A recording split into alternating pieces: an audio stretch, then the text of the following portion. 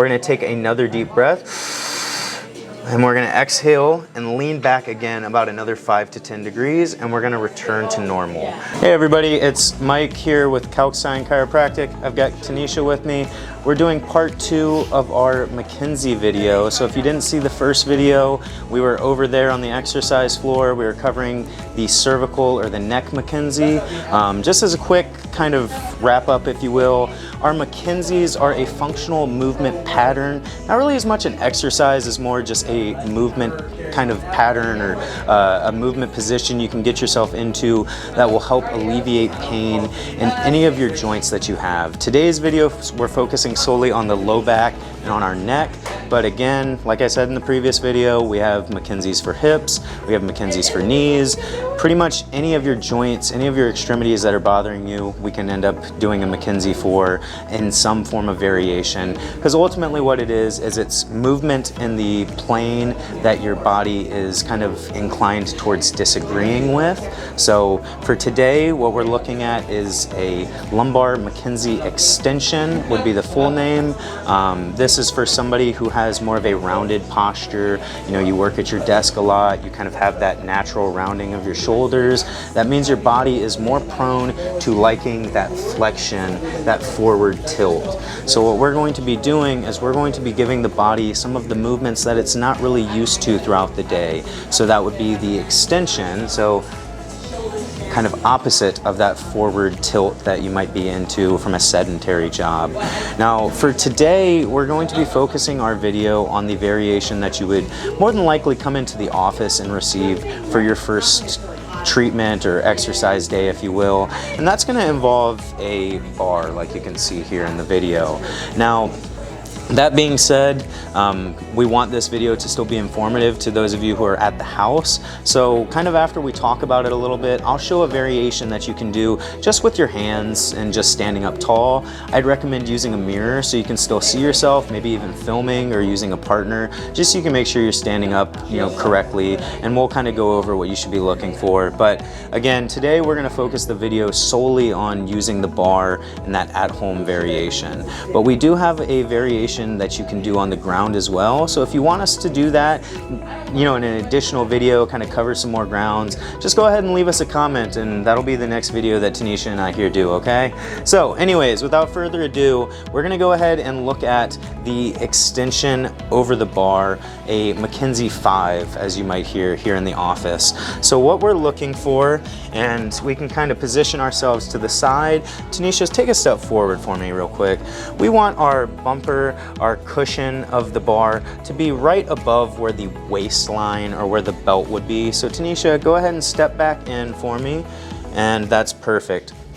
So now when we're doing this movement, Tanisha is going to go over it kind of at a full speed, but I'll show you what it's going to look like in a kind of half frame at first, if you will. So we're going to be holding the bar at a comfortable position.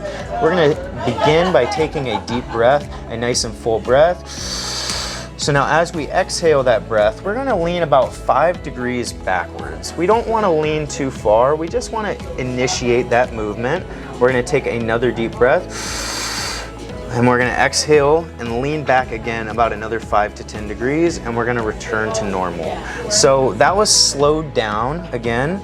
We're in a full-sized, or full-sped repetition. We're not going to break it down and hold each position. It's just going to be a nice here, there, and return to normal. That would be a normal speed. So let's go ahead and have Tanisha here model what over the bar is gonna look like for us. And we'll go ahead and kind of talk about it as well. So take that first deep breath and exhale, get a little bit of movement. Perfect.